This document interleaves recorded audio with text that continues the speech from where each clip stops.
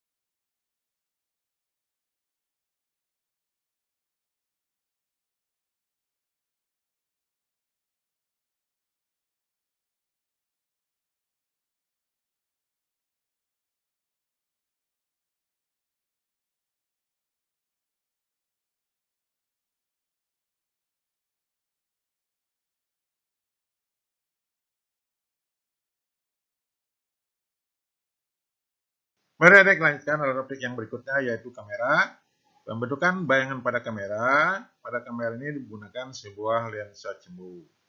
Jadi berlaku juga rumus-rumus pada lensa. Nanti jarak antara orang dengan lensa itulah S. Jarak antara lensa dengan film itulah S aksen. Jadi di sini juga berlaku yaitu spot S ditambah 11 aksen sama dengan spot F, di mana S itu jarak orang ke lensa, S aksen jarak lensa ke film, F itu adalah jarak fokus lensa. Nah, sifat bayangan yang dihasilkan oleh lensa pada kamera ini adalah nyata, terbalik, diperkecil. Nah, perbesaran daripada bayangannya juga berlaku rumus lensa yaitu M sama dengan S aksen per S sama dengan aksen per H. Mari kita simak penjelasan lanjut. Selamat menyimak.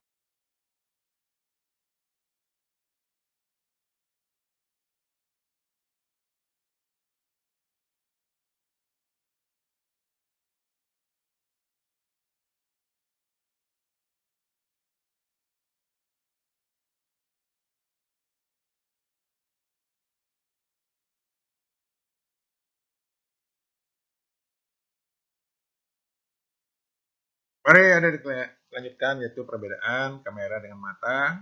Di kiri itu kamera, di kanan itu mata. Perbedaan tengah tempat bayangan. Pada mata itulah retina, pada kamera itulah film. Pengatur cahaya pada mata itulah iris, pada kamera itulah diafragma. Jarak bayangan pada mata itu tetap, sedangkan pada kamera itu berubah sesuai dengan jarak benda, jarak fokus. Untuk mata itu berubah sesuai dengan jarak benda, sedangkan pada kamera itu adalah tetap. Jadi begitu adik-adik perbedaan antara kamera dan mata. Mari kita simak penjelasan lebih lanjut. Selamat menyimak.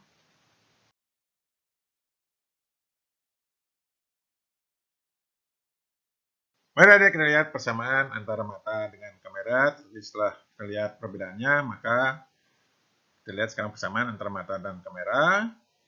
Mata dan kamera sama-sama memiliki jenis lensa cembung. Sifat bayangannya sama-sama yaitu nyata, terbalik, diperkecil. Mari kita simak contoh soal berikut. Selamat menyimak. Mari adik-adik kita lanjutkan memberikan pemahaman tentang masalah-masalah berkaitan dengan kamera. Sebuah kamera memiliki jarak fokus 80 mm.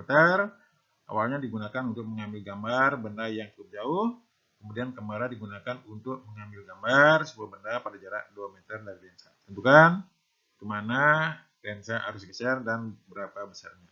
Jadi dari data yang ada diketahui F-nya 80 mm sampai 0,08 meter, S1-nya tak terhingga, S2-nya 2 meter. Ditanya digeser kemana dan jaraknya berapa.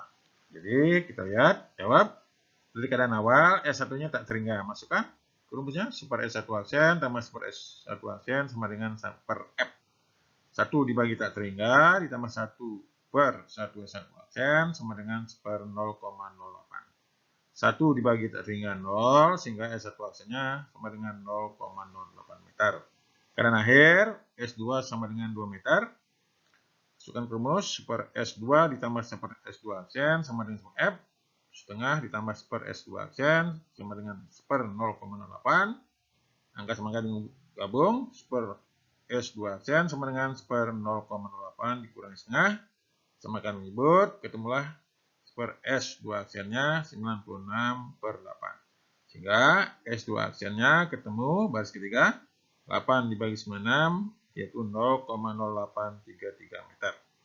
Sehingga pergeserannya D sama dengan baris kedua dari bawah 0,0833 meter dikurangi 0,08 meter, hasilnya adalah 3,3 mm.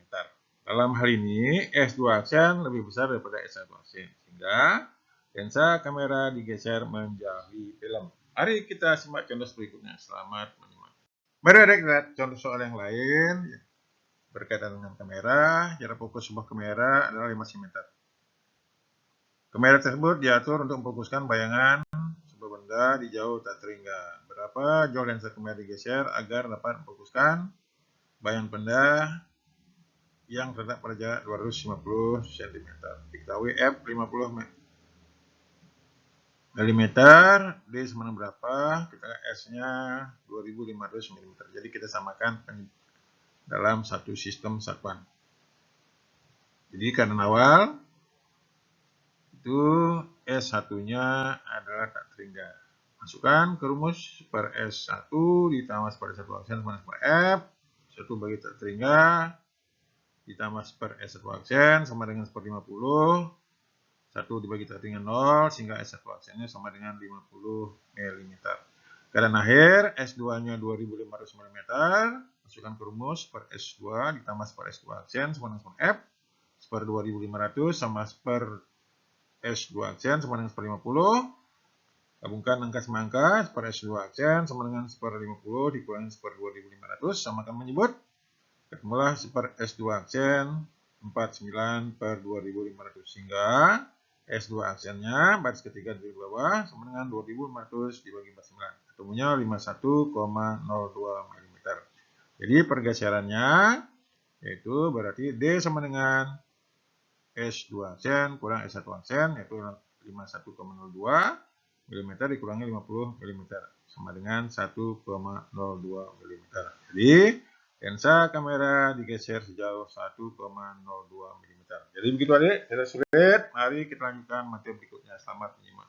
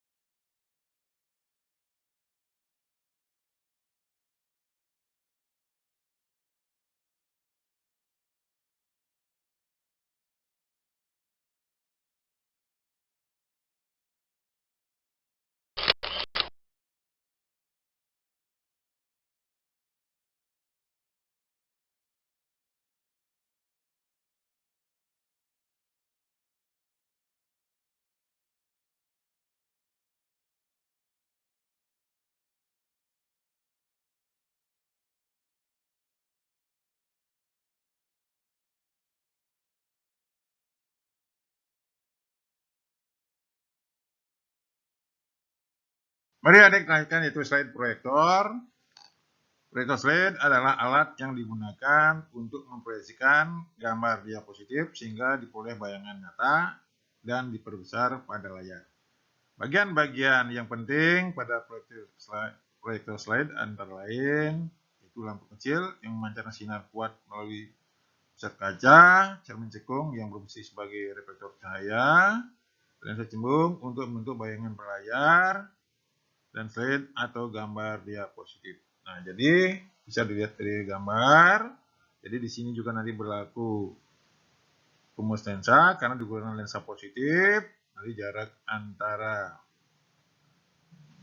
gambar slide itu ke lensa itulah S, kemudian bayangannya lensa ke layar itulah S aksen, sehingga nanti berlaku yaitu super S tambah super S aksen sama dengan super F, perbesarnya M sama dengan S aksen per S sama dengan H aksen per H.